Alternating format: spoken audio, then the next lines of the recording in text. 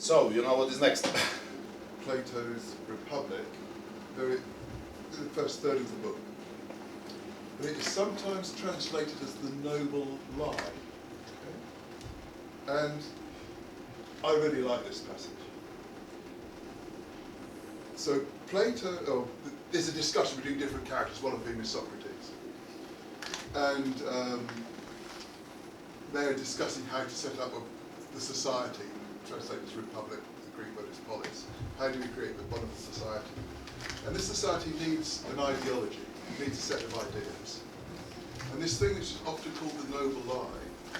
So Plato says, we will tell the people of our society this story. We will say, you are all brothers and sisters, all born of the same Mother Earth. Some of you are born with souls of bronze, some of silver, and some of gold. And the other interlocutor says, do you think anybody will ever believe that? And Socrates says, well, not in the first generation perhaps, but in the second and third and following, people will believe that. Now, there's a couple of interesting things about that passage, because it seemed very similar to what you were saying earlier on. It's often known as the golden lie, but some people will translate that as, and Socrates told us, in a mythical language. So, there we are. But it also seems to me, this is the way that religion works as well. So, this is, we will tell everybody in our society this story. It's not necessarily true, but if they all believe it, perhaps the first generation will be sceptical, but after and after it will then become an accepted set of ideas or an accepted story. So, you just reminded me of that. Yeah, actually, yeah, absolutely. What I see there is exactly what I just said a few minutes ago, that when Nietzsche says that that truths are movable host of metaphors, metonyms, and anthropomorphisms.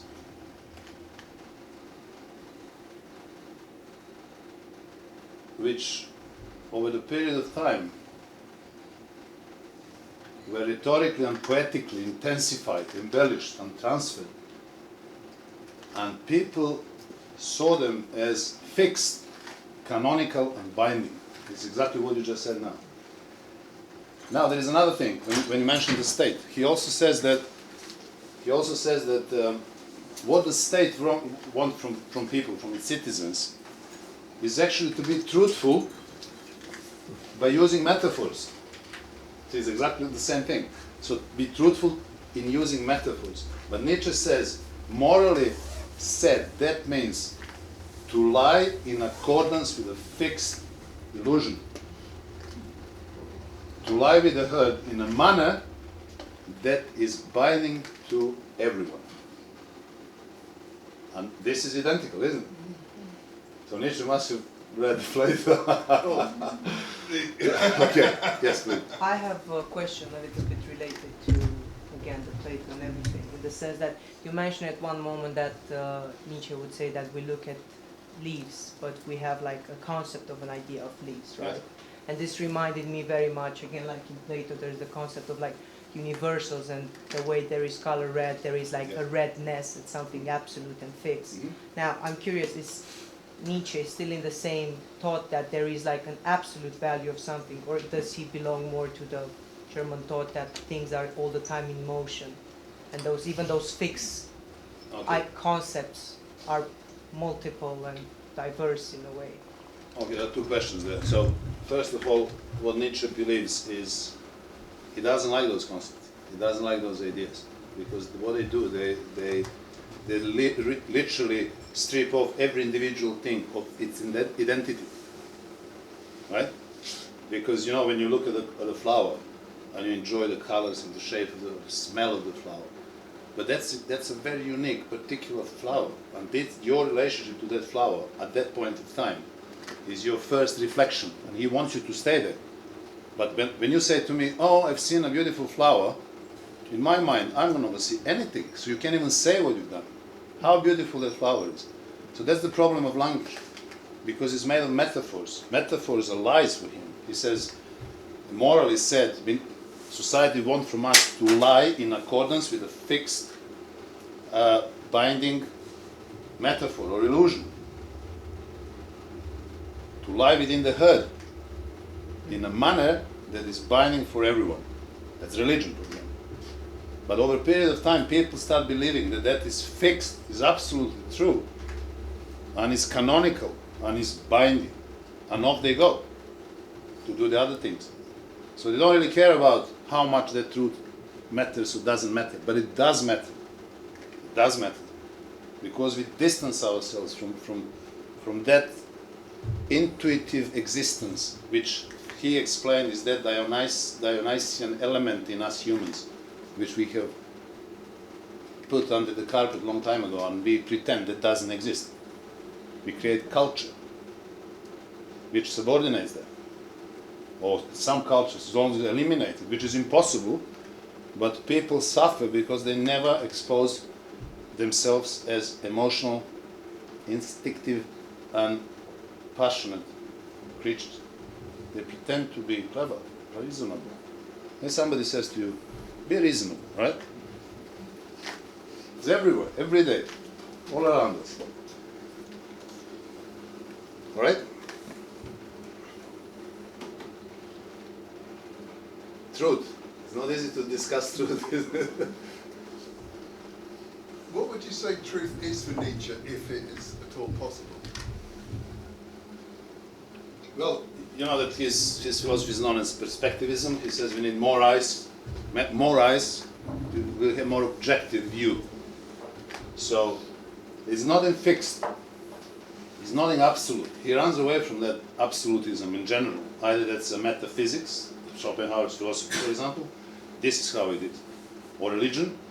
So he doesn't want that. He wants everybody to have his own views, to express, to create, to actually try to become what everybody is. But his extremely responsible demand is very difficult philosophy. This is why I said to the lady that he is the father of existentialism. If you read Nietzsche and you read Heidegger, you say, wait a little bit. He said that already. And after Heidegger, you read Sartre, and you see the same thing again. There is nothing new coming after that. But it's extremely concentrated, focused. Responsibility is huge. People don't like that. Religion doesn't want any responsibility from you. This is why it's so popular. So is it a sort of transfer from truth, big T truth, objective to, like, you know, perhaps with psychotherapy or something, you talk about like your truth instead. I feel like with sort of big T truth, there's this relativist kind of problem of like this self-defeating kind of thing of as soon as Nietzsche, he's saying that as soon as he's putting forward a theory, if he's saying that there is no such thing as truth, then it potentially is like self-defeating because Yes? yeah, and so yeah, Yes? I guess I'm saying Yeah, you can say, if Nietzsche said there is no truth, and it's Yeah. impossible to say anything truthful, then obviously his essay is not right, because it's not truthful. yeah, and This is, I believe, the reason why he didn't publish it. And then he continued with that essay. He repeats passages from there in Human All to Human and the Gay Science later on. And he goes back to that, but now with a different strategy, with a different outcomes. He didn't have them in 1873. He just jumped into that ocean of wisdom, of philosophy. He's asking questions. He's not giving answers there. Even the Birth of Tragedy, he later calls very clumsy and naive and badly written book. To be so self-critical about your early achievements is very unusual. Schopenhauer would never say that. Understand? But Nietzsche does allow himself mistakes, because in becoming what you are, which is actually the core of his philosophy later on, you will be going up and down. You won't be. It's not going to be a straight line. so is it a kind of a Darwinian conception of truth then? Is it kind of is it based upon sort of evolutionary psychology, do you think? Well, Nietzsche explained clearly. I mean, I value that essay a lot. I mean, much more than many other scholars, because he's so self-explanatory there. He says those things. He explained to us how, it's very short essay, it's all about 10 pages, but there is so much in it, right? He says to us how language developed, He scrutinizes the history and the development of a word. And then he goes into concepts. And we discussed it last time about Wittgenstein. So this is a very, how did you do that? How did you get there? Yes, well, evolutionarily, rather sociology than biology, but humans get together. They needed a peace treaty to live together. They wanted to live in the herd, he says. And this is when all these things started happening. They needed something that all gonna believe in. They called it truth. And all of a sudden it came out to be fixed, canonical, and binding. They invented it. Where is the truth? What is the truth? Look at physics. They discover something and then 10 years later it's wrong. Next one, next truth comes up. So obviously there's a chaos there. And we like something to be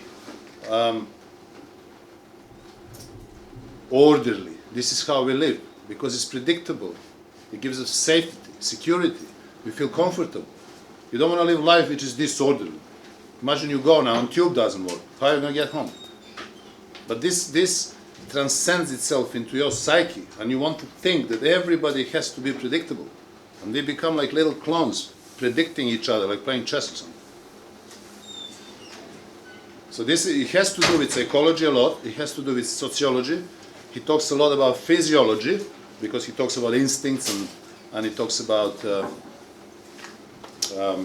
passions and, emotions. They are all human traits, and we have to experience them. But do we? That's the problem. And he talks about genius. Genius suffers. He suffered a lot.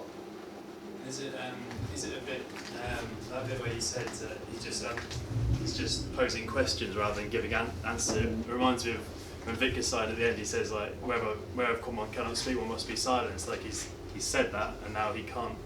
Yeah, He can't say anything. He must leave it alone. This is how he finished his essay, and I finished my lecture.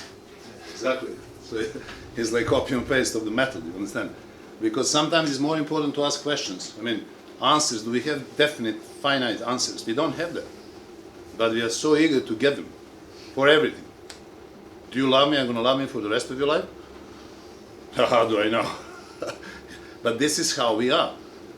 There is maybe something, one day maybe scientists will discover, neuroscientists, maybe there is something with our mind which cannot imagine chaos, cannot imagine eternity, because maybe we are mortal, ephemeral, so everything has to have an end. Your promise must end up on that particular date, otherwise it's not valid. This is how you sign contracts. With mortgage, 25 years, that's it. Everything is like that. And he didn't have those things in the past, but he read human mind, human soul, and all these universal ideas that he asked about, they are still reverberating in our modern life, in our individual lives. Now we are one type of people when we go to work, but then we come home and we lock the door, we turn into something else. So who we are, where are we? So these types of dialectical exposure of reality. Not just reality like rocks, trees and birds, but my own inner being, what it is. And he talks a lot about it, a lot, especially in the gay science. Fantastic. Okay, any other question, please? So when we spoke about the red flower being unique on its own, right, it seemed like Nietzsche is saying that language is abstracting this uniqueness. And I was wondering, but can't we use language, or is there a level we can achieve in language to give that flower the closest representation of its uniqueness, so that other human beings or other cognitive beings will get the same idea of that unique flower, or that be any other one? I mean, if language is a powerful tool after all. And yes, it is full of metaphors and abstracts, and each and every language is different. But we are pretty close to represent things as beautiful as they are, or as ugly as they are. Well, I think you answered your question by coming to an end, when you said in different languages. And Nietzsche says that as well. He says if the words were real representation of the things, then there wouldn't be so many languages around. makes sense. We call this chair, but then Russians call it different, Chinese call it different. So obviously it's arbitrary. We need a convention, right? Yes. The English people said, okay, from now on, we're going to call these things chair, all right, done, forever. In English language, that's a chair. But then you come Chinese, doesn't speak English, and you say to him, oh, you want to sit on the chair? He said, well, sorry, where should I sit? So he says, why so many languages? Now, we can try. And because of that, Nietzsche writes his first book and the essay were different. Everything else is written in aphorisms. It's almost like poetry, because he knows himself that language is not capable. You know, poetry, sometimes you read something and you don't even understand exactly what the thing is, but it brings up your emotions and everything else, and it come out. But it's never going to be real. How often people say, you know how much I love you? I can't explain myself. Everybody heard it. I hope so. She's so beautiful. The words can't explain that. Exactly. So we can try. But what you see, and the way that the flower smells to you, and how you relate to that flower, I will never know. And you can try for the rest of your life to explain it. And this is the problem of language. This is why Wittgenstein talks about private language, which we argued and I argued is not possible because it's not language. So these are the questions, exactly, yes. Yes, the answer is basically no. No, yeah. We can try. This is what we do. I'm trying to say something tonight that I have felt and I have understood, and I'm trying to explain myself as much as I can. I'm trying. But it's not a perfect shot of exactly what I feel and how I get that philosophy, how I live with that. So what's wrong with that trying to communicate something to another human being? What's wrong with that? Why does it have to be, you can't be the thing, you're not the flower. So what's wrong with trying to communicate that with words? Nothing. What does he say about it? No, he says that rational man, scientific man, tries exactly to do that. Tries to make everything clear and explain the essence of being. And this is why the drive for truth has prompted us to go into that direction, to explore the world in like final conclusions and decisions, and give me the formula and tell me how many times I need to eat every day. Just you need everything to be answered, and then we function. You know those funny books, 7 rules of most successful people. 7, right? Why not 6? Why not 12? But there are things. We love that, you understand? This is something that drive. Why? And he says that, where that comes from. Nothing wrong with trying, but we are not capable, and scientists are not capable of reaching that truth. But surely there are things that science discovers that helps Yeah. community or helps humanity, that helps us. So how does that help us? For example, medicine, or if you do certain things a certain way, then you receive a certain result. Certain things. Stories don't have to be true to be useful. Exactly. Okay, sorry. Yeah. Yeah, I think now it would be useful at this point in regard to the lady's question to actually put in context why Nietzsche is writing this essay. It's not because he's just trying to be nihilistic and say there's no value to anything. He's actually trying to be progressive. He's actually trying to show his concern with so much ideological convention at the time and how dogmatic it's become, and how there's nothing as dangerous as a conviction, because it can't be overturned, it can't be challenged. That's why he calls his stuff philosophizing with a hammer, and he compares a lot of institutions as snakes which can't shed their own skin and will have to die. So, he thinks that skepticism is the right, correct attitude, because that's the only way you can separate yourself from all these kind of conventions, and to keep that gap, that we can overcome them and transcend them. So the whole point of this is to do that by showing up that even our ideas of truth itself, it's an archaeology, it's a genealogy of how truth is constructed, and it's all for a positive, progressive purpose, really, rather than anything nihilistic. He does say in in the gay science, he says, long live physics. He cherishes science. But that's not everything. This is the bottom line. There is something more to us. And we have turned that into something else. He says about philosophers, he said to understand the philosophy, you need to understand the philosopher. And he lived in a time when in Germany there was absolute cultural decadence. And he was very much against that. He wanted that to be completely brought up into, he calls Kant and Schopenhauer as a great German minds. He speaks about Goethe as a superman. He speaks about Beethoven and Wagner, obviously, his friend.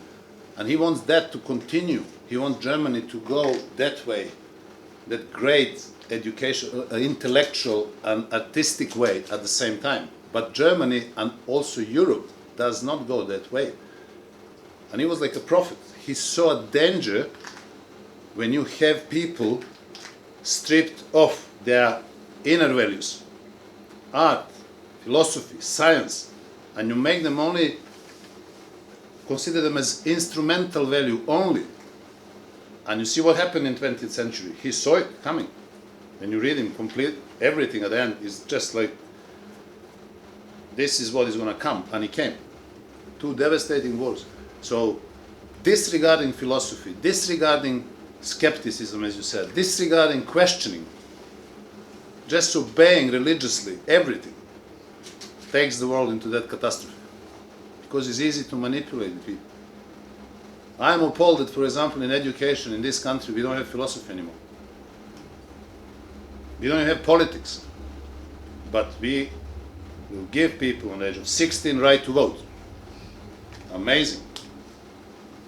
Like you give a car to somebody who is 9 years old. Say, okay, go, drive. Suicidal on the collective level. Okay? Any other good questions, please? Just like another point about the discussion about the flower. Let's say there is a flower and there's the journey of trying to express how unique that flower is. Now, there's this thing more on the scientific side that Noam Chomsky discussed about like universal grammar and the fact that humans have this ability to be spontaneous, creative and new, while at the same time be making sense and having enough common ground to make sense when they create interesting ways to communicate. Now, I know that most likely in Nietzsche, how you describe it, he was criticizing the abuse of making sense, but isn't it like a great value, the fact that actually there are some big concepts, the fact that I see a flower and language is even capable of communicating the idea to somebody else. If language would get to a moment where it'd be able to communicate all that uniqueness, isn't the risk that that communication will not make sense to anybody else? Well, I think that question was very similar to his question, and yeah, that would be fantastic. If we know how to if we know how to express the essence of being. But isn't there the danger that if I'm expressing that uniqueness in such a radical different way, that way of expressing would not make sense to anybody? Like, most likely, yes. But we use concepts. We don't do that.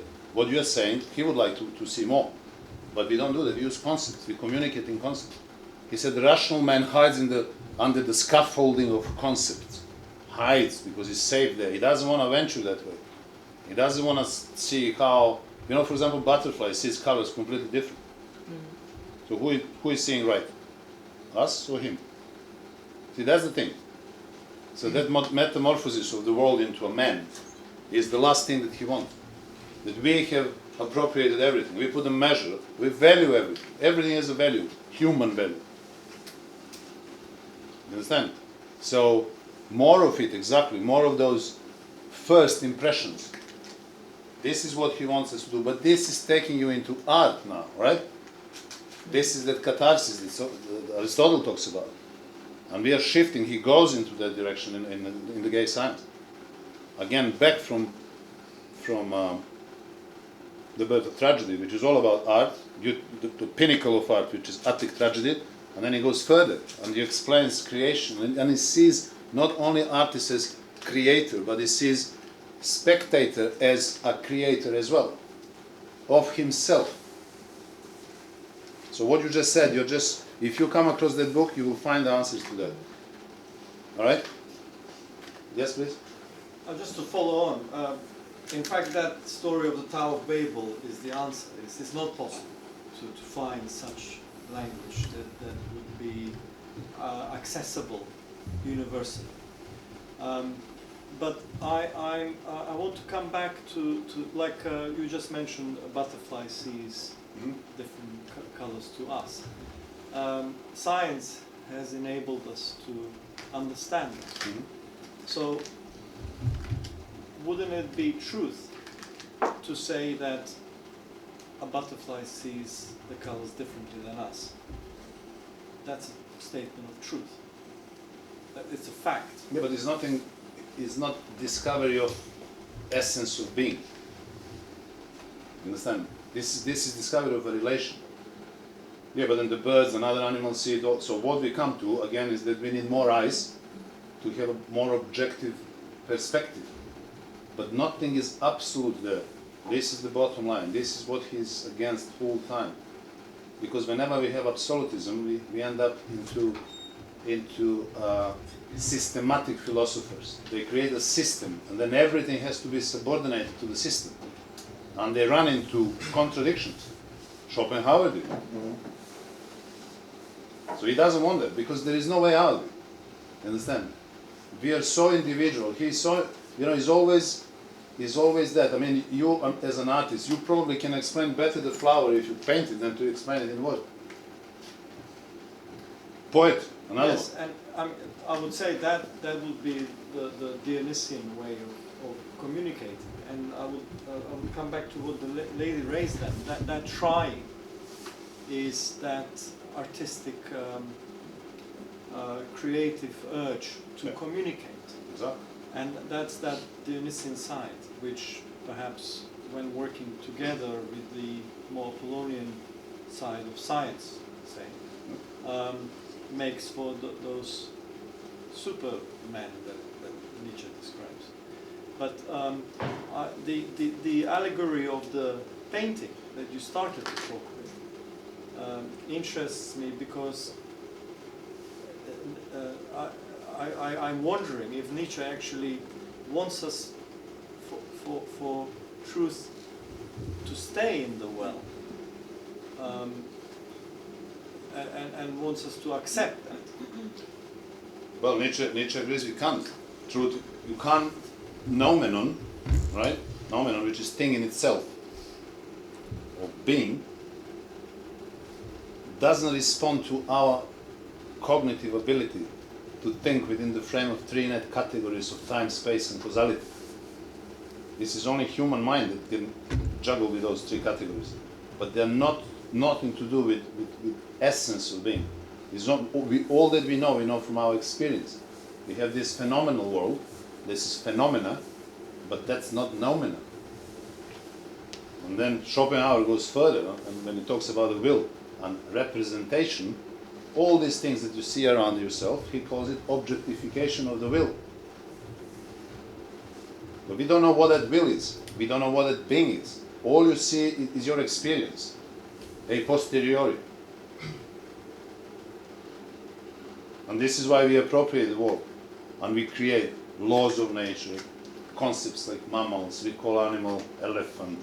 Imagine elephant. I mean, what he has to do with that word? He has his own world, he doesn't call himself, he doesn't call anybody anything. They survive probably longer than we will ever survive. Or alligator, or some snakes or something. So they are much more superior on this planet. And we have categorized them, imagine. How do you do that? What's the point? But that's for our benefit. We make the words for Exactly. our benefit, Yeah. not for the animals' benefit. It's for us to say, oh, go and hunt down the bison or whatever. Yes. It's for us. Yeah. So what's wrong with that? Nothing's wrong. But we cannot pretend that that's the truth. That's our truth, isn't it?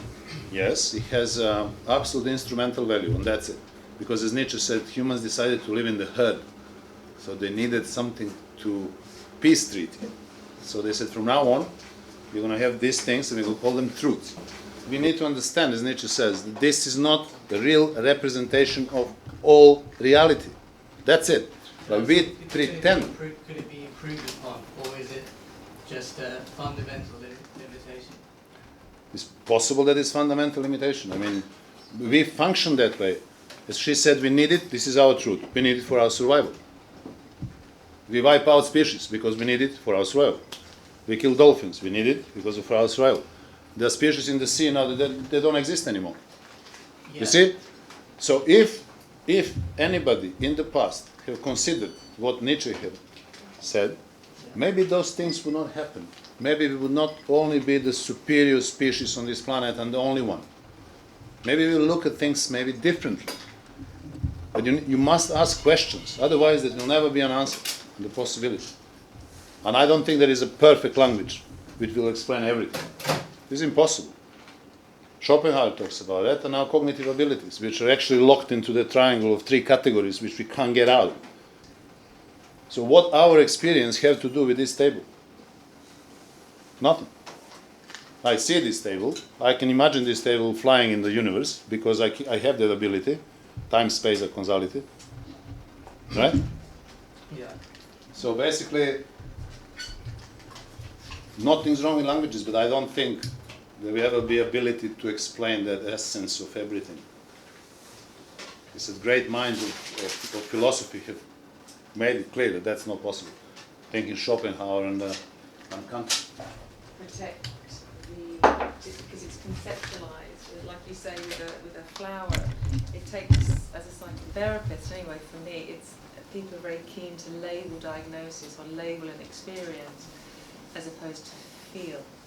So as Blake said, to see heaven in a single flower, a wild flower, it's quite difficult to drop your conceptualization of the flower. Even as you look at it, you see a flower, you don't allow yourself to feel, because if we feel, we might suffer, and we don't want to suffer.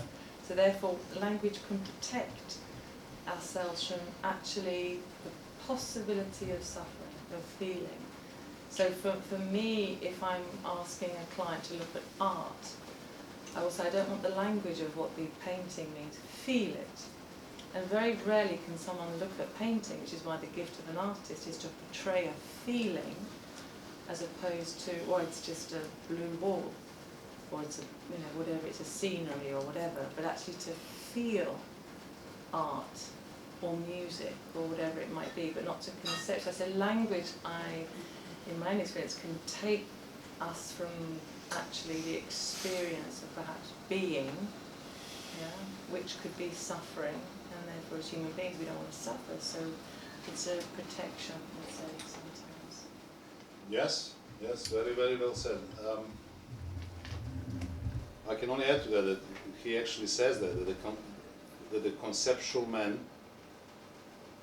hides under the scaffolding of concepts. You completely. Hides. Completely, yeah. You feel safe, you feel comfortable. Yes. But what the conceptual man does, and that's the problem, he's always trying to do one thing only, to ward off misfortune. Yeah, And in doing that, yeah, he never reaches happiness. yeah, exactly. I know people like that, who work hard all their lives, always worrying about something bad to happen to them. Yeah. And they never enjoy the flower, painting, music, not to mention more than that. So yeah, exactly.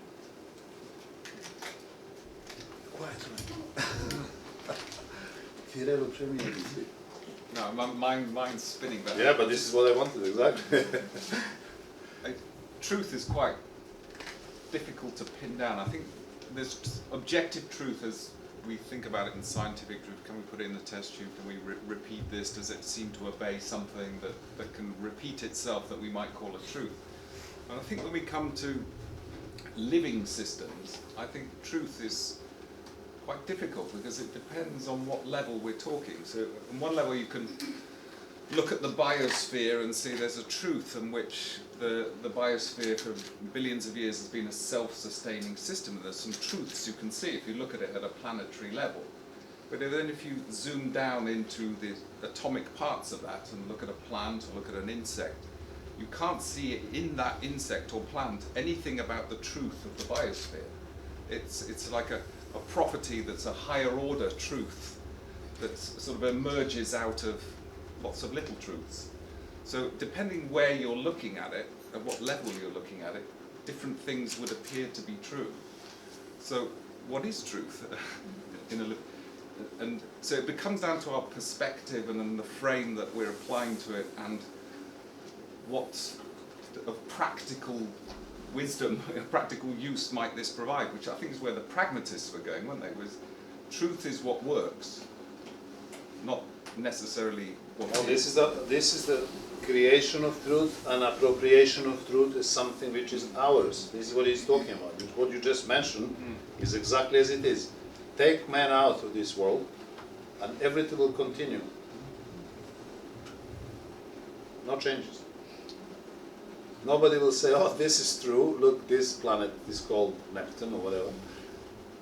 It just is irrelevant. And this is why he says how miserable, how transient, how aimless, how arbitrary human intellect looks within nature. Exactly because of that. And he have that, he says, where that drive for truth comes from. You see that everything that you just said is exactly the picture of this world. We need, how do we put everything together under one umbrella, which will be final truth? Look at all these absolutely phenomenal theories, phenomenal in the phenomenal Schopenhauerian terms. Theory of evolution, quantum theory, string theory, projection theory. What is, we don't have any truth there. We're just juggling with theories, we're guessing. No truth whatsoever. We explain theory with theory. How good is that? How can you explain theory with another theory, and then you need another theory? So you're not explaining anything. You're just amusing yourself. Hiding the toy in the garden and then pretending you're looking for it. And when you find it, you say, wow, we discovered it. Such an amazing happening. Yeah, and the work I'm doing, as you know, is looking at sort of long-term futures of health and looking at the scientific discoveries, and it's quite interesting that we unpacking the truths, if you like, of our human body, right away from organs and disease down to the biomolecular and DNA, and there's experts and everything. There's lots of truths in there. And as science deconstructs us into our atomic parts, starting with our body, they're doing it on the mind, we have all this truth. But where's the human? Where's life? Where's the subjective experience? All of those truths can't speak to how we feel and live in our subjective world and what that actually means, and what does all this truth, how does that useful in helping us live a meaningful life? No, it doesn't. You know what's the problem? We still live in average the same as people 200,000 years ago. They're saying, oh, we live longer. No, we don't. We don't live longer. Right? We live the same length of life. People used to die from different causes in the past, but there were people who lived 80, 90 years old and were also productive. We don't have that on age today, of that age, particular age. The childbirths were very low, so when you take an average age of person, 200 Homo sapiens, 200,000 years, and now you're going to have 30 years then, and now maybe 70 now. But that's not true. This is an opinion. This is a manipulated science. You understand? But we still can't break that 80, 90 years. We can't live 200 years. With all this science that we discovered, all these Sainsbury's and Tesco's around organic food and, no nutritionism, nutrition advices, knowledge. And we still end up the same as people 200 years ago. They didn't even know how to read. They have Tesco. And they lived. They find remains of those people, perfectly healthy men, aged 70 or 80 years old. So they did live. They didn't have vaccines, they didn't have organ transplants, they didn't have cardiovascular diseases, antibiotics, right, etc. But they did live. So as human species, we did not move further. We can't live 200 years. Yes, they will change every single organ in your body, and you end up like Achilles' boat. What is the real boat? The one that he went to Troy, or the one that they found at the bottom of the sea 200 years later. You know that story. So if they change everything in you, and then what? Who is that then? Is it you? So that, it's just that desperate attempt to prove that we have some powers of discovering universe and everything in it and laws of nature, right? But what? People are dying. Look, all the time. We can't move that. We can't leap into that next thing. We can't produce energy. They're burning things like Stone Age man was doing. Same principle. We don't change nothing. We can't create things. We are just amusing ourselves. We have technology to make our life easier, but you are not going to live 200 years. That's the bottom line. You may have central heating. So. Surely the micro truths, the things that are being examined on small scale, surely those things, you're saying where are the people, surely those things enhance individual lives, no? Surely things like science, that they enhances individual lives, and are people not living longer in this day and age? Enhancing individual life, that word is very powerful, but what do you mean by enhancing? So you want to say that person who lives 80 years has ability to compose symphonies, to do paintings, to read philosophy. Do you mean that? That's enhancing. No, I mean if somebody has physical ailment of some sort, surely when we look at truths and we take science to help us, surely it helps that person. So for example, psychology for the mental or medical and physical. Surely it helps an individual, their life is enhanced, Maybe it's saved, but not enhanced. Because in Nietzschean terms, because we talk Nietzsche tonight, in Nietzschean terms, to enhance your life means that you optimize your intellectual and spiritual being. Optimize. And Nietzsche says, Dürer lived 30 years, he should have lived 1,000. These people, like Alexander the Great, who died when he was 32, he says, these people should have lived forever, because they would do something. He wants to point out how important is that quality of life rather than duration of life. He said Goethe should have lived forever. He says, if I can, I'll give all my life, whatever is left over there, for just 2 days spending with Goethe. Imagine, I mean, it's like that. Nothing more powerful you can say, right?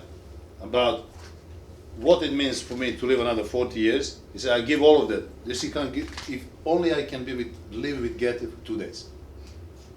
And this allows your imagination, your intuition, to understand how that high quality of life can be appreciated by some people. Amazing. See, you can't explain it, but you feel it. Yeah. And this is what he tries to do, and this is why he writes in aphorisms after that. So you're always on ice. You can understand that in many different ways, but you really need to dip inside it. I mean, there are books that I've read maybe 200-300 times, his books, again and again and again, and I'm using them all the time. Anyway, because of my PhD, but every next time you understand that sentence differently. That the quality is not the quantity. And he is all about quality. It's all about quality with Nietzsche. And I also believe that every single one of us, every individual, has that ability to enhance their intellectual and spiritual existence. And I'm not very happy with what I see generally. And we are in some famous 21st century, right? Very special. Romans would laugh at us now. Romans would laugh at us now. Yeah. So Greeks as well. Why would they laugh at us? Sorry? Why would the Greeks and the Romans laugh at us? Because of the way we are living now. We are not paying enough attention to what I just said. You know, their mythology, their art was absolutely essential for their living. We don't have that anymore. Art. We have their art. When you go to British Museum, you will see mainly art from the past. So more modern art is not art, you say? Only art from the past. Well, I'm not saying that Nietzsche is saying that, but he's talking quality, not quantity. I've got a number of ideas which I'm going to try and express as well as I can. Start the first one. But so first of all, we have kind of deconstructed this notion of truth. The title of your lecture was Truth and Lies. If we deconstruct truth, do we not also deconstruct lies? Comma. There's another way we can think about it. I'm not so happy now with these terms, truth and lies. I don't even know if they have any utility. But perhaps we can think about being authentic or not authentic instead of being truthful or lying. Also, about 2 minutes ago you said, oh, we no longer have a myth. I felt myself thinking at that time, well, isn't science the mythology of today? But the overall thing is, if all we have is interpretations, wouldn't it be better to no longer use this term truth? We have a interpretation within the context of the will to power of a particular organic being, for example. So has truth reached the end of its utility? Thank you. It's interesting you asked that, because I was thinking about that when the gentleman was talking about the little scientific truths. And I was wondering how it would sound if you use the word discovery, like little discoveries, and so that there's no judgment made whether or not they're truth. Can I just say, Sherry, yes. You asked earlier about surely science helps us in our lives or what have you. And I said, look, you can have a story that's helpful, it doesn't have to be true, which is a word we're not going to use anymore. But I've got an example just to... So before we thought that the Earth went round the Sun and so on, we thought the Sun went round the Earth, and we thought all the planets went round the Earth at one time, but people were able to navigate using that theory. So if you lived, if you were a Viking, at the time about 1200 or something like this, you might use the charts that people who thought that the planets orbited the Earth, but you'd be able to navigate perfectly well. So a story doesn't have to be doesn't have to correspond to reality, big scary quote marks, for it to be useful. I mean, ultimately, I just think we've got stories, and this is why I reacted when you said we no longer have myth.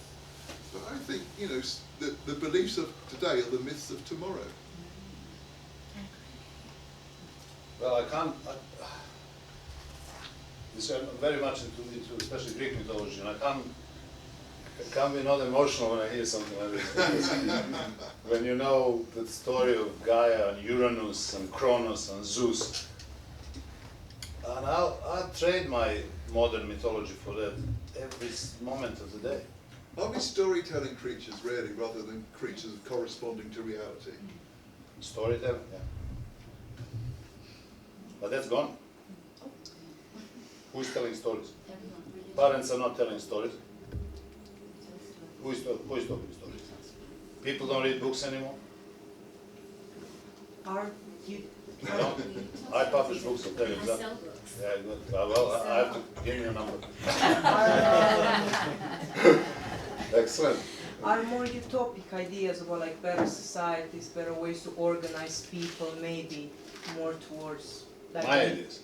No, like art ideas. For example, if you just think about like the 20th century, the big wave of like the trust in like socialism, especially like in Europe, like the hope for like a better society and everything.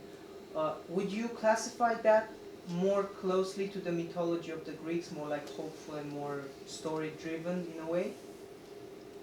Was that like a strong impulse, or do you see still like as a weaker impulse in comparison to No. what's happening? Greek society was was very different society. Tribe, they spread the seeds of culture for the world.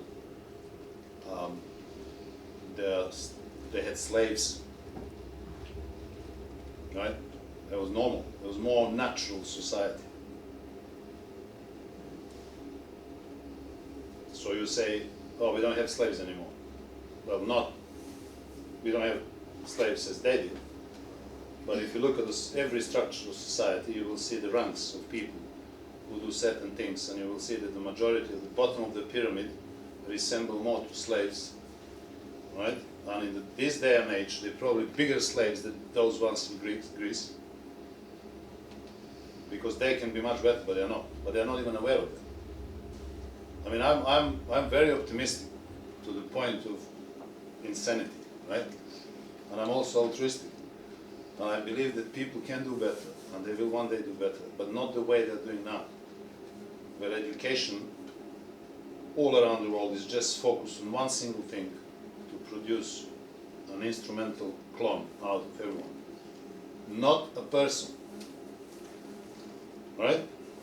And that's not right in my eyes. But wasn't like the Greek mythology a little bit of a privileged position in the sense that back then they had to manage a very small population, and also like all the writings and all we know about them comes from like a very small particular group who are part of the Greek society. We still don't know the livelihood of like the vast majority of the people in Greek society. We know little bit like creme de la creme of the Greek society. You see, as you mentioned Republic, if you read Republic from Plato, he will explain to you everything about society and how society should work. He's using an analogy of a beehive, and he thinks that the society should be exactly like that. That everybody should have a particular role in the society. And only those societies, right, will function perfectly. But he wants philosophers to rule the society. Yeah, to be the kings. But we don't even have philosophy in schools anymore. People read books. You know what kind of books? I wouldn't like Comic it to read. books. No. I would like people to read something else. And every time I had young people and my children, I was always pointing them out to read something that will matter to them, that will make them, maybe even on a young age, a little bit better persons, thinkers, to ask serious questions. Not just to read some love story about somebody who lost somebody who loved a lot. I mean, and what do you have out of it? Nothing. You. I want you to read, for everybody, something that will make you optimize your intellectual and spiritual being. Even physical.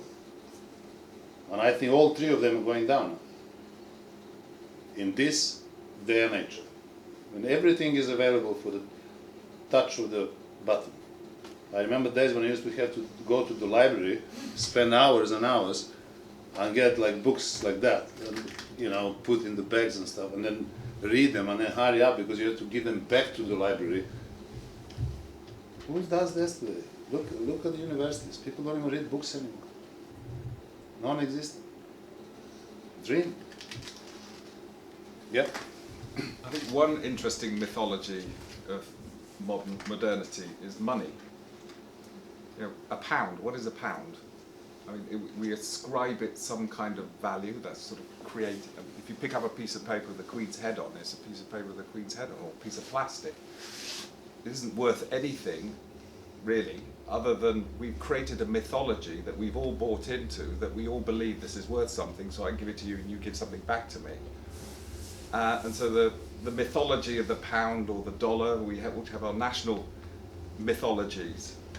And it's so important and powerful to us as a mythology now that people will dedicate their life to in pursuit of the mythology. So I can have more of these mythical things in belief that somehow my life is better. And maybe it will be if everyone else believes in the same mythology and will give you things for the thing that you're giving them. So in some ways, most of our society is built on myths that we all hold to be true, and they have value because we all hold them to be true. If we decided, or chunks of society said money isn't worth anything, this is all a lie, our entire world would unravel because we're held together under this common mythology that money is worth something and that we will share and exchange things because of this mythology. Do you personally think it's any worse than gold? As in believing in gold having value? Well, money historically, when we had the gold standard, was a promise to pay the bearer of something that would be equivalent in gold, and then we decoupled that because that allowed us to create much more money than there was gold. Yeah. But that would only work if we believed in the mythology of the money that we were creating, which was pieces of paper with the Queen's head on. It's become plastic. In fact, now it's even digital. It doesn't even exist. But I mean, Such is the power of the and mythology. even taking money away, I mean, keeping it gold. I mean, originally people didn't appreciate it because it could conduct electricity really well, simply because it was shiny and beautiful.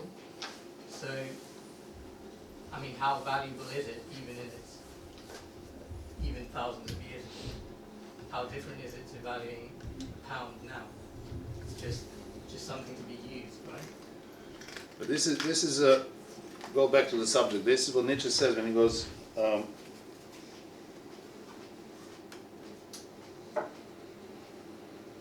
That if the rational man, if his scaffolding of concepts, for example, crashes one day, which will definitely do because it's built on glass, then he will gonna find himself in a desperate position. He will find himself operating only with only thing that is left to him if the rational conceptual world is broken, and this is intuition. But that will petrify him because he doesn't have it. As you said, if we get rid of the money, we will unravel ourselves. So all of a sudden, all your life has been chasing the dream about a non-existing piece of whatever, and now you're left without it. So what happens now? This is the same thing as Marx said, that the problem of modern society will not be working hours, because he said there will be no working hours. 1848. But it will be the problem of the free time. And I'm 100% believer in that quote. Because imagine if people don't have to work now, and all their conceptual heaven breaks down. What would they do? What would they do? We'd go back to being an agrarian society. We'd go back to... No, you don't have to be agrarian. You don't have to work anymore. Everything is provided for you. I'd have to work Robots. in order to live. No. Imagine society in which everything is digital, robotic. Right? Right. No more work. You don't need to work. Everybody has everything you need. What would you do? Okay. So that's the problem. And he says that will become a problem. And he said that humans then will have reached their full potential. Is that correct, right? Yes. That's a society will allow them to reach their full potential. In what sense, full potential? So from some professor who was describing a little bit from Karl Marx, what I got is the fact that in those moments people would dedicate a lot of time to passions such as like maybe be it art, be it everything involved with creating something for community, that sort of thing. Everything's created for community. You don't have to worry about anything. All you Oh have no, to worry I mean is like about events yourself. like this, What events do you like do? this. For example, this is not like, for example, like a labor for somebody.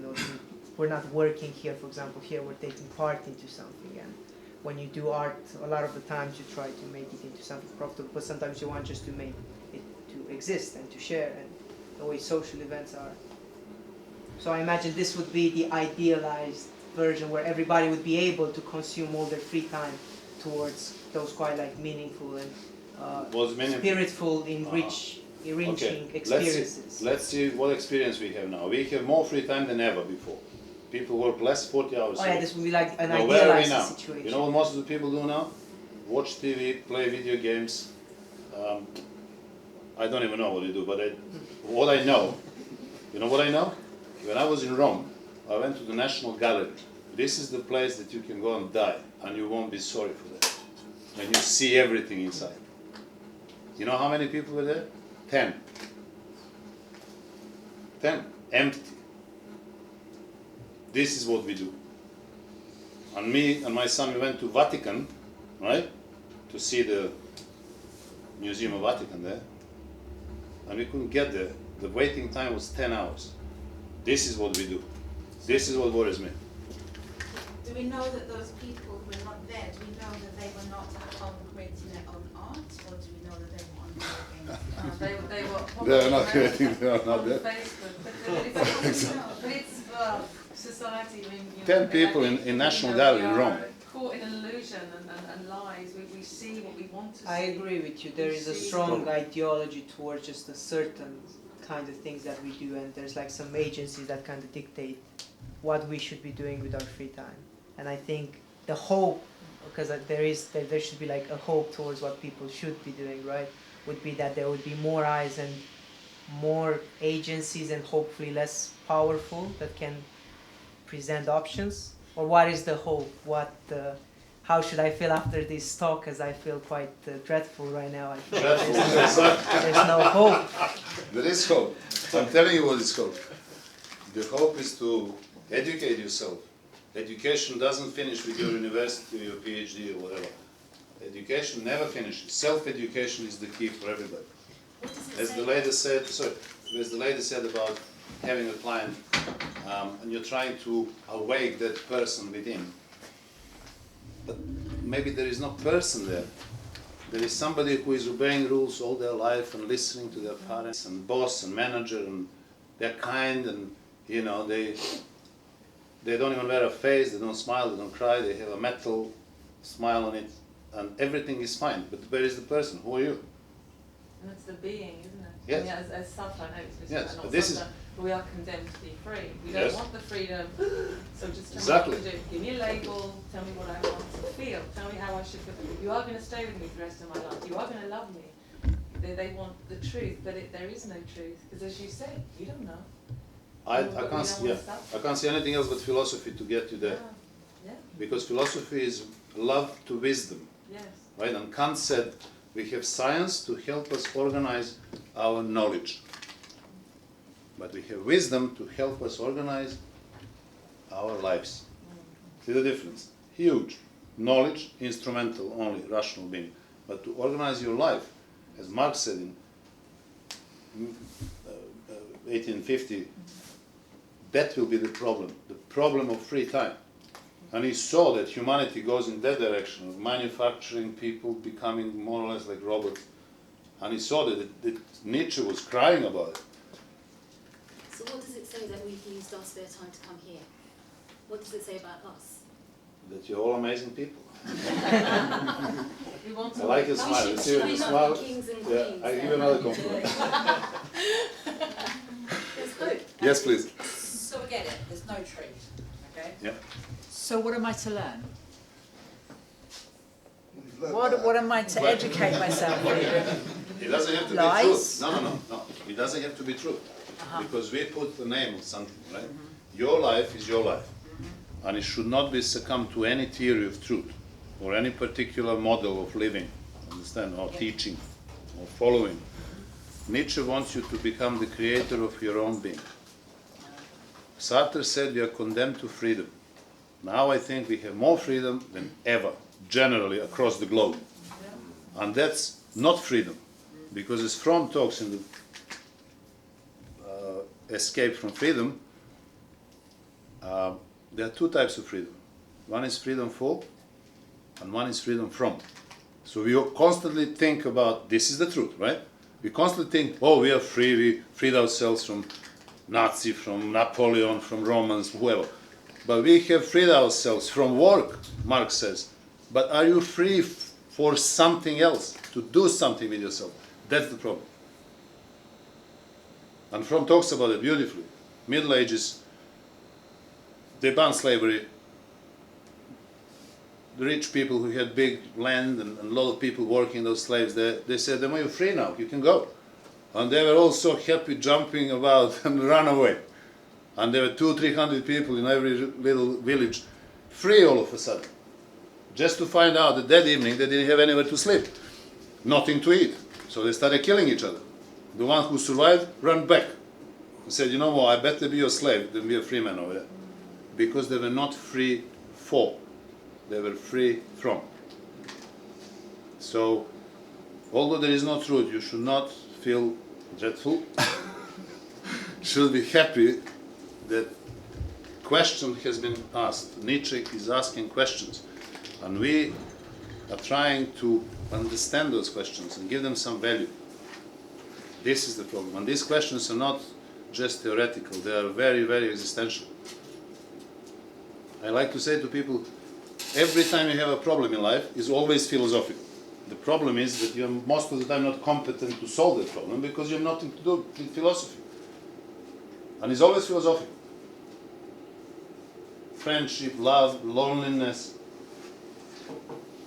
Do I live the right life? Is this all? Am I doing the right job? Should I change this? Should I change that? What should I do? What can I know? All these things. Pure philosophy. As you mentioned Marx, and I've listened to you, so I don't you name this gentleman here, and I think in some of the early writings, there's a wonderful, again, another passage where Marx says I could be a hunter in the morning, a fisherman in the evening, and a critical, hunter in the morning, fisherman in the afternoon, and a critical critic at night. That's what we're all doing, we're being Marxists. But what Marx was talking about was an end to alienation. So Marx feels that the societies that's now structured alienates us from our species being. So when we get rid of the society, the exploitative society, when the state withers away in Marx's myth, then the idea is that then we overcome the alienation from ourselves. I just thought I'd throw that in. Yeah, but will we? Okay, imagine there is no state, there is no need. He talks about two kingdoms as well in his early writings.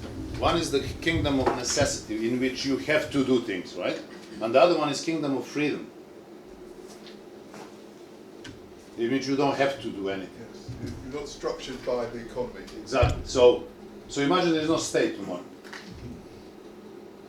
What happens? Will we really free ourselves? You know what, I think people would like to go to job, wake up in the morning and come back home at 5, 6 in the evening because there's nothing else they can do. But That's the doesn't problem. he- Because they are alienated from their potential. Doesn't he describe this as a gradual dialectical process of society? And so there will be society tomorrow, but maybe there won't be a society in 100 years, by which time our consciousness will have evolved sufficiently to be able to be free for. Yeah, this is what Marx's dream was. That's a communism, the end stage, when you have no states, no armies, no police, no stealing, no need. Because look throughout history, the punished people who steal, they cut their hands, heads, legs, whatever, they still steal. They put them in prison, they still steal. Because Marx said they will always steal because they have the reason for that, the motive. So if you eliminate that motive by the society in which he will not have to steal, there is some, it's very optimistic. Communism is an extremely optimistic view of the world. You know, there's always that, what was in the beginning? Was it war of all against all? Or maybe it was an absolute love of all with all? We don't know that. We're guessing, right? The question is more about when our consciousness has perhaps evolved to that state where, you know, it's not about the prisoner still going to steal. He would be evolved more. Yes, but this is why we ironically said his dream. We understand. I think he's about as likely as heaven, really. And I actually think I see it very similar to some of the stories from the Bible. Because basically, if we follow the teachings of the Master and sacrifice ourselves in the short term, in the end there will be heaven. We will all be free. But that's just my view. All right, you know what? I would give it. I'm not saying that I'm very far away from you, but I would give the theory of probability will allow that possibility. You know, when what's his name? Huxley argued against theory of evolution.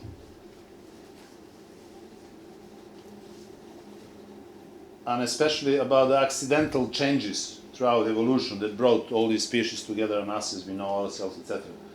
So he said, if we go for that probability of an accident, that it may happen, and for example, he gave a thought experiment, we take a cat and teach it how to type. And he says, how long it will take that cat to type only one sentence from Shakespeare's Faust? He says if the cat types 200 buttons a minute, it will take it 30 billion years. All right?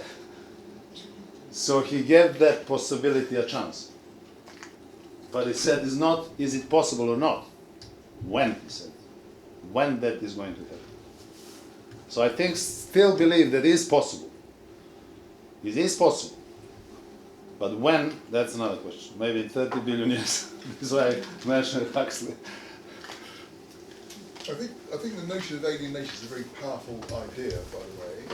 And I think with Marx, his critical thoughts are very powerful, but I think his resolution is another dream. But it was a great thinker, and you need to have in all this experience of human intellectual development throughout history. You need to have those kind of views. You need to have those futuristic, optimistic injections here and there. If you look at Schopenhauer, Buddhism, Christianity is all black without a dot of white, right? So no good. But then these people come up and they provide some solutions, some beliefs. I mean, without that hope that every single one of us can learn something new to get tomorrow, get a little bit better than yesterday, it's probably the most powerful driving force.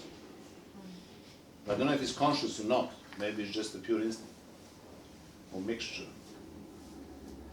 Now another question, this is more like towards you and your views regarding how everything is right now. Is there value in decadence? Is there value we should extract from all this, minuses that we see? Because when I look at art, sometimes very good art doesn't come by respecting the great art of the past, but by looking at the mistakes of today and extracting a sort of beauty that comes from vices, what is vulgar, what is grotesque, and sometimes this art usually ends up, holding as strong as what we consider, the pure, perfection art of another day. Well, I have my harsh thoughts about art anyway, but it's all down to criteria, right? Which is extremely subjective. Especially aesthetic criteria. What you like, what I like, what she likes. Who is to say how it should be? Picasso said, my paintings will live as long as there are eyes to understand them. The day they are not, they will die. I don't know if they're still alive today. Physically, yes. Right? Mm-hmm. I've discovered Picasso quite late in my life. And I was amazed. I was stunned. And he's an example of somebody who found beauty in what is yes, not but now you considered. have, as Schopenhauer likes to say, more Schopenhauer, right? 19th century. He said all that we have in art today are just copies of the past. The people are trying to recreate something by looking at the past. Nietzsche was afraid of decadence, of lack of great people in his time. Wagner was the last one that he knew. Schopenhauer died before he even read Waller's Will and Representation. He knew that without these giants, there is no future. It's just going to be this is why he used that word herd all the time, herd, right? He doesn't say community, he doesn't say society, he says herd all the time. So his point is made. So he is not happy with the way that the world goes. And not late after he died in 1900, 14 years after he died, you have the biggest catastrophe the world has seen, First World War, which cannot be taken independently from what Nietzsche was warning us about. We have to consider what he was saying, that the society will get to the bottom because of the lack of quality on the first place. When all of a sudden everything becomes industrialized, production, money, power, this is what you get. And we got it again.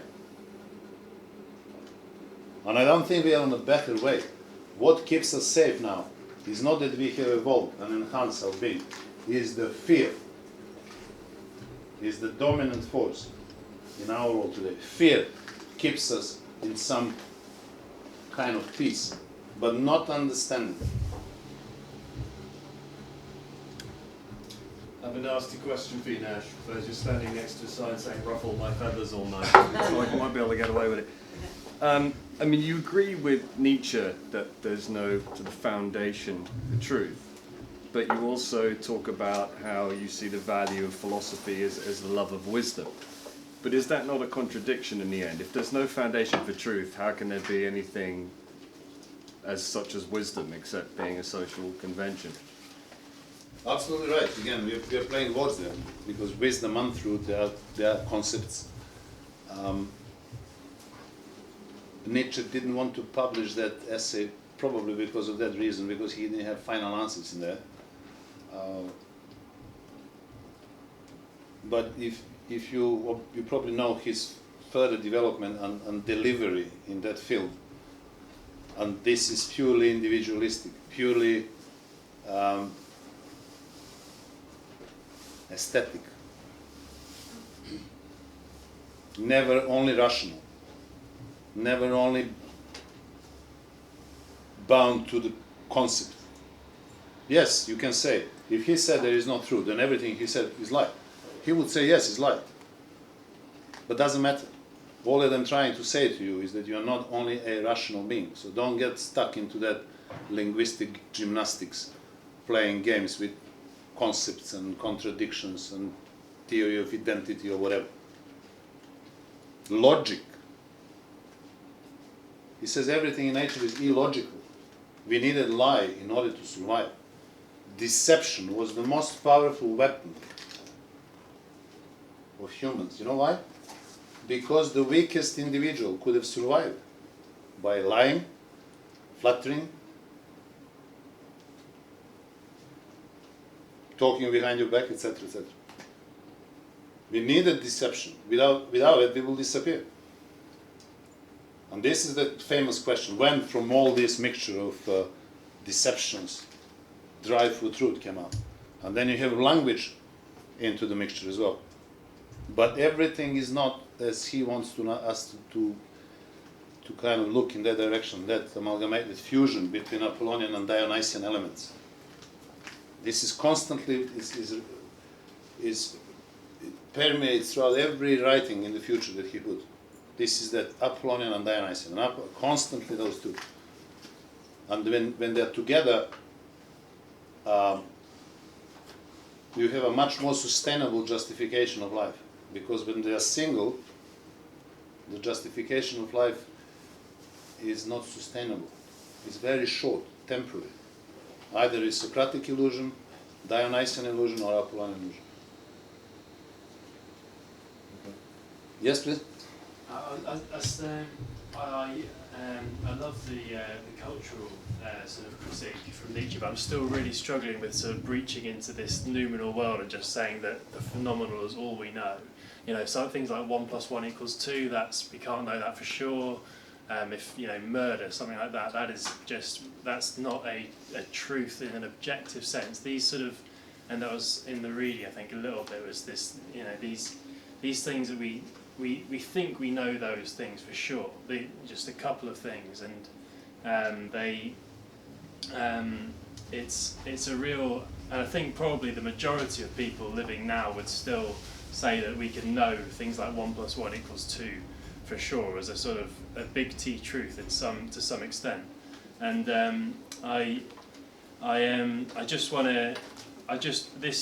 this noumenal world, this sort of like veil of perception that we try and break through and try and breach. I don't know. I feel like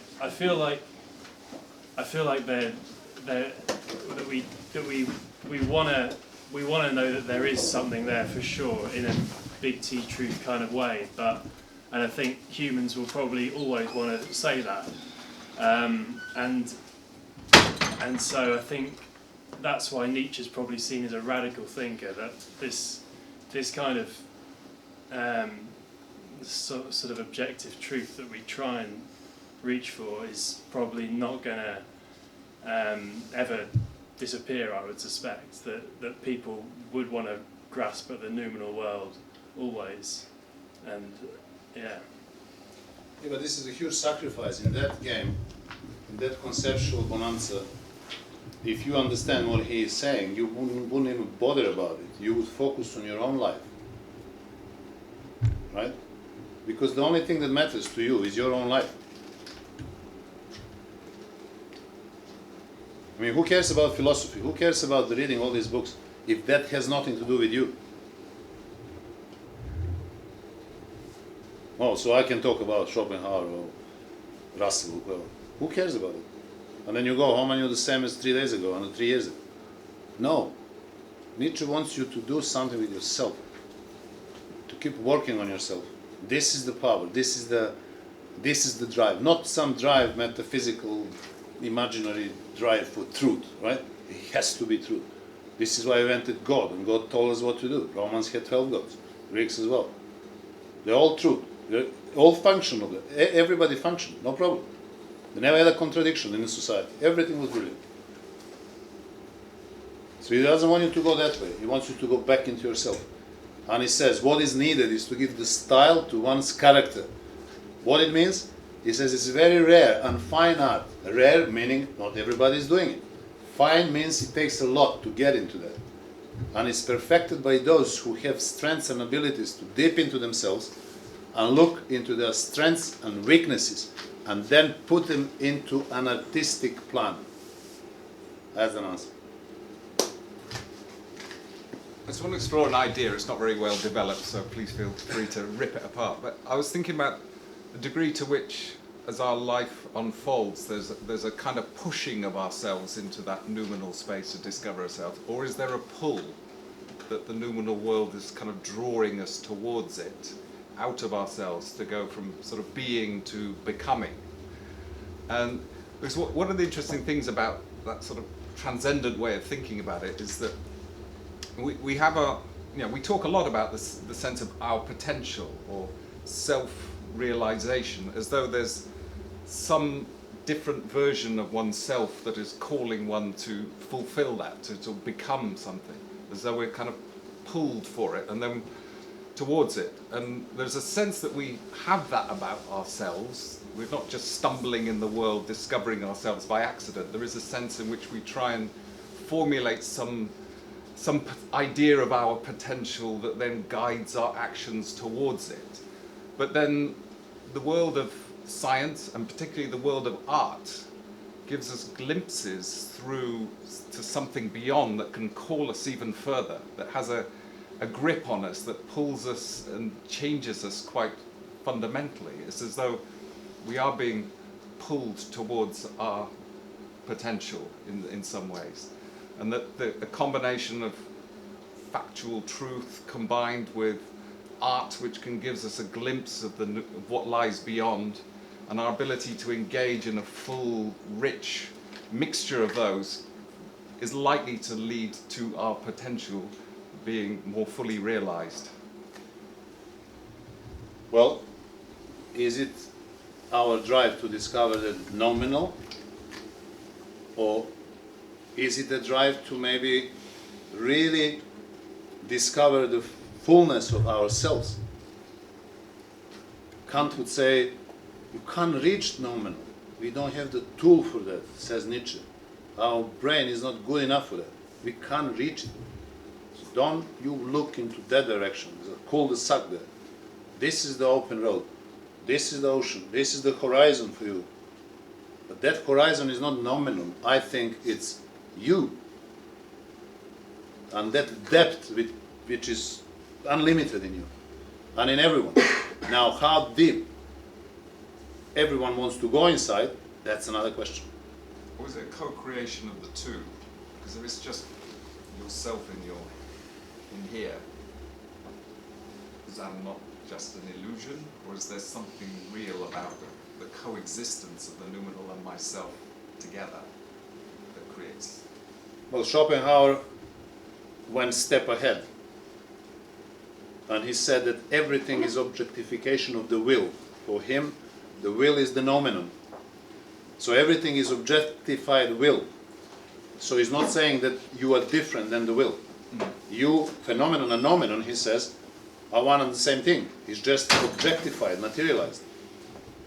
So that would probably be the best answer. Schopenhauer will give it better than me.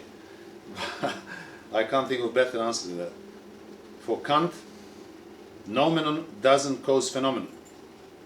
For Schopenhauer, noumenon does cause phenomenon, because phenomenon, representation, is the objectified will.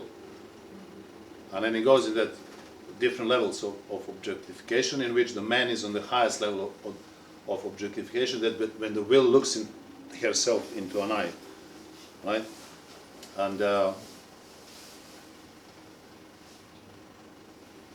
I said that many times. I mean, I don't think that majority of people are intellectually very different. I think apart from people who have mental disorders and maybe geniuses on the other end, the huge majority, over 90, maybe 5-6% of people are more or less in the same intellectual abilities. I mean, I believe if we bring Homo sapiens 100,000 years ago, get some DNA or something and recreate somebody from that time, it will fit into this society like that. No problem. But the differences are not there. The differences are in something else, which is, I don't know, it looks to me almost mysterious.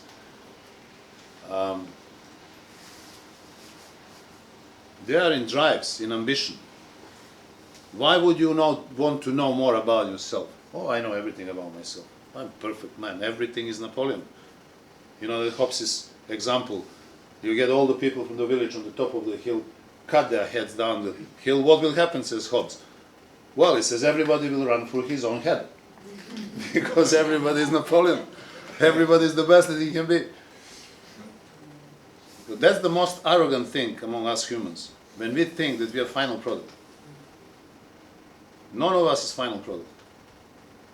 Socrates, drinking the poison, says to Crito, Crito, don't forget we owe a cockerel to Asclepius, the god of health and medicine, because he wasn't perfect. Everybody thought he's perfect, but he has. Usually, people will give a sacrifice to Asclepius because they have had some bad disease, and then they, all of a sudden, they survive. They're healthy. So, what was Socrates' disease? Life. Life. Don't forget, we owe cockerel to Asclepius. This is how he finishes. So he wasn't perfect. Nobody was perfect. But we, in the world that we live now, I think there are a lot of perfect individuals. A lot. More than ever. Especially on Instagram. Yeah, oh yeah. Oh yeah. So, I don't know, I think this is where the differences are. Understand? And this is what is needed to give style to one's character. When you start thinking about your character, how I'm going to give the style to my character? And he goes, it's a very rare and fine art, which is practiced by those who have strengths to go inside and look for weaknesses and strengths, and then put them into an artistic plan. Obviously, it's got to be beautiful. It cannot be ugly. Artistic plan, you know. Only as a aesthetic phenomenon, life can be justified. See how it develops from the birth of tragedy and goes 10 years later into gay science, but he explains it even more intensely. So this is the thing. How far do we go? I don't know if that's the mixture of noumenon or phenomenon, really. But all I know, there is nothing else I can do. I can't fly. I can live 200 years. So what am I left with? Andy, anyway, this myth of the real, the story that of a correspondence theory of truth is very powerful, but not all philosophers are realists. Plato was a realist, but since Nietzsche, there are philosophers who, as you've said, the noumena, the world in itself, is perhaps not knowable. So these people are sometimes called anti-realists. But it's as though we've been so conditioned to this correspondence theory of truth, we feel there must be some way of connecting to this noumenal world. Perhaps all that we have is our interpretation. So it's not so much the pull of the thing in itself. I'm actually agreeing with you. And That's the same thing to do. yes, yes. You know, so it's a kind of the notion of the real, of a corresponding sphere of truth, is perhaps a little illusionary. So by using the term illusionary, do I have in the background something to contrast the illusionary with? Isn't it complicated? But you know what? Now you're listening to you, and I can see that the reason for the question is it is a deep question, because we created God, you know, just for that particular reason, to try to decipher that mystery of noumenon. And once we do that, we are extremely happy. I mean, I couldn't get into Vatican. Can you imagine that? People are very happy, waiting 10 hours. I said to myself, yeah, I'm going to wait 20 minutes, you forget about it. Huge queues, miles away, 10 hours. Art sometimes gives us a glimpse of something more profound out there that kind of deeply affect us and draw us into growing into something. So I think art is a signal in many ways that there is something beyond that which we can rationally and understand, that gives us a glimpse of something more, but then it deeply affects us if it's profound and moving art. I don't know what the artist thinks about it. Absolutely, yeah. You can say that. Absolutely. So that could be a pull. It's different way of communication, right? It's like love. You know, I had a discussion with my argument with my professor a few years ago, my old professor, and I was so geared up to talk about Heidegger, and I was those days very much about his idea that language is the house of being. So I went there, I wanted to talk about it, you know, about his meaning, his understanding of that, his thoughts. And he said to me, man, I don't want to talk about it, that's the stupidest thing I ever heard. And I'm like, what? So what do you think? He said to me, who said that the language is the house of being? That the language is the most important way of expression? My professor asked me a question. I said, I don't understand. He says to me, think about the most important moments of your life. When they happen, what did you say to the other person? Nothing.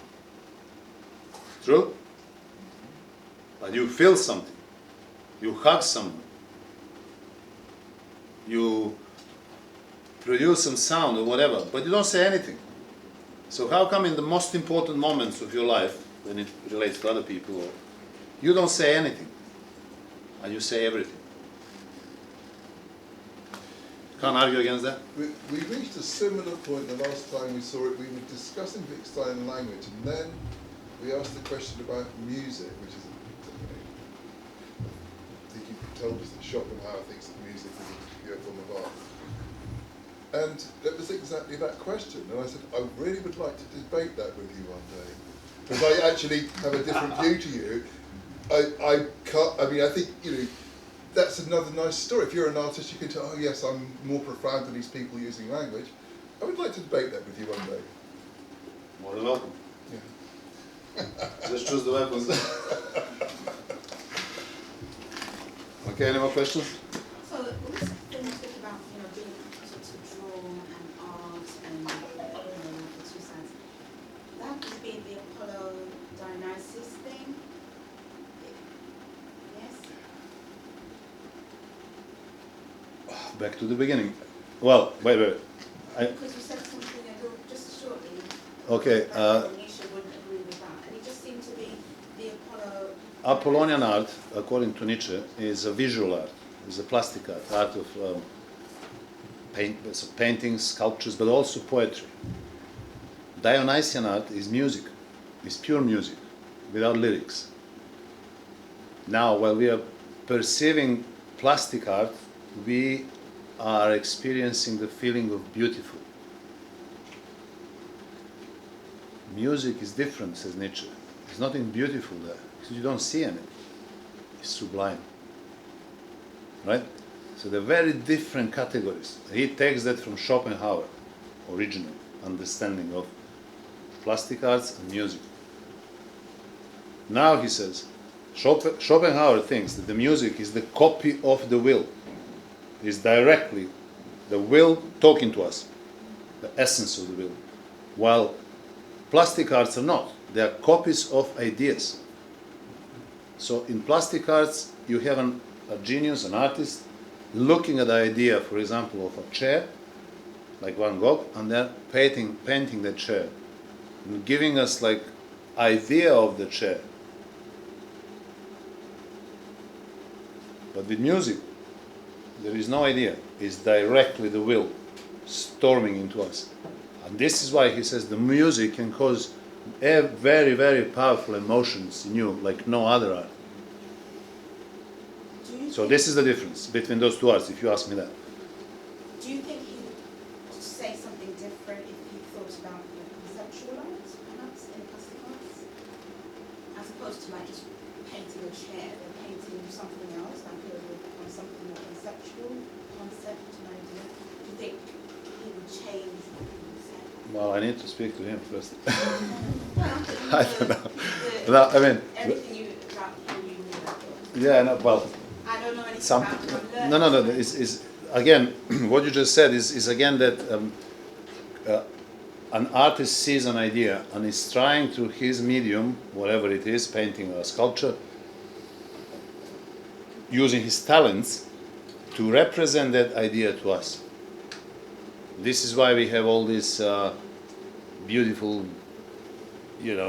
sculptures, for example, Rodin or Phidia or Michelangelo, and those things have something universal about their beauty, because they are like copy of idea of a human being, human body, human will. For example, David has that astonishing sight. He's looking at Goliath, and this is all about the figure, not necessarily the body. So music doesn't do that. There is nothing else that plastic art can do. Everything you see around must be the copy of some idea. Photography probably not, but I'm talking painting and sculpture. But the music, both of them say, is direct will storming into us. This is why I listen to the music all day long. When I'm writing, when I'm reading, when I'm driving, when I'm training. Everybody, we are constantly condemned to music. We need it. We need it physiologically, because we are part of that will, and she's talking to us through those rhythms and everything. We vibrate. This is that connection that you mentioned in Schopenhauerian sense, right? Well, isn't Vivaldi somehow just like an impression of like his famous like the seasons and everything? 4 seasons. Yeah. Isn't that like an impression of something? You see that it's like a visual, like the plastic arts, like a visual representation of what we think is beautiful. But isn't music like an auditive representation of what we hear to be beautiful? Because I think that music can be peaceful and everybody can relate and understand what it's. Why should we feel peaceful in that moment? Or like the same with like scary music, the same with like suspenseful music, the same with like grandeur music and everything. I would say that it's still like a representation of a concept. I don't find it necessarily as different to you to plastic arts. I wanted to ask your opinion about this. You can, but when they speak about music, they talk about absolute music. This is music without lyrics. Yeah. And that music, you can experience that music as very vivid. It may get you into some memories from the past or emotions. It may be the music that you listen with somebody that you love. So that's nobody can take that away. But the direct impact of the music on you is literally that powerful will, which is the essence of everything. It's a copy of the will. I was going to say, it's not so much the pull of the noumena, it's the push of the will.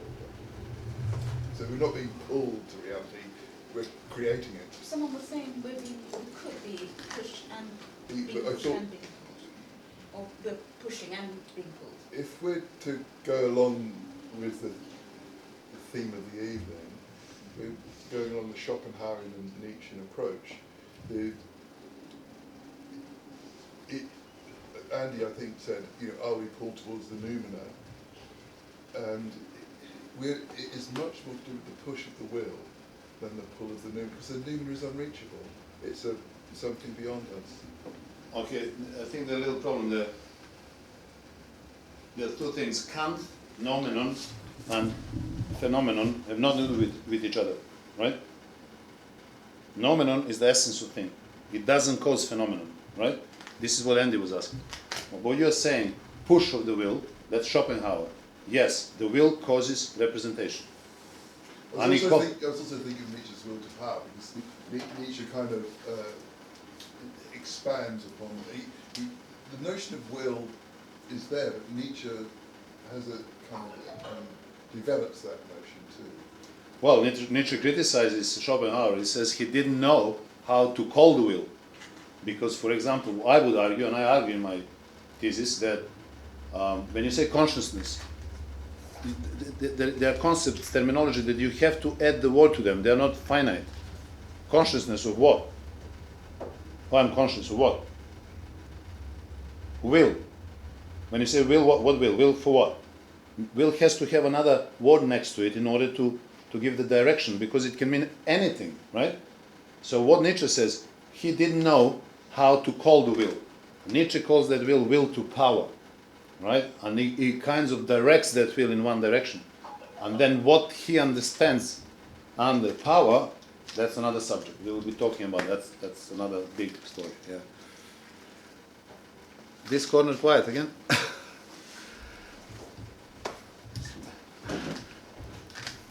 Any more questions? Does he have on the, because of the essay, truth and lies and non-moral sense, that is left out. Is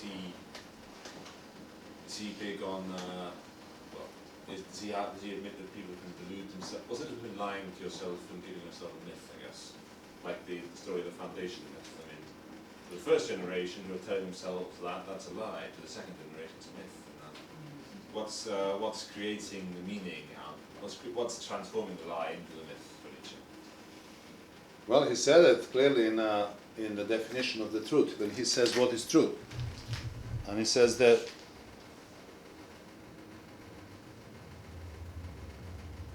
he says in the second part of the definition, it says, in short, truth is human relations, right? That have been rhetorically and poetically intensified, transferred and embellished, right? And that they have forgotten they are illusions. And then he gives an example with coins. He says this is like when coins lose their embossing, and then they become treated only as metals, not as coins anymore, right?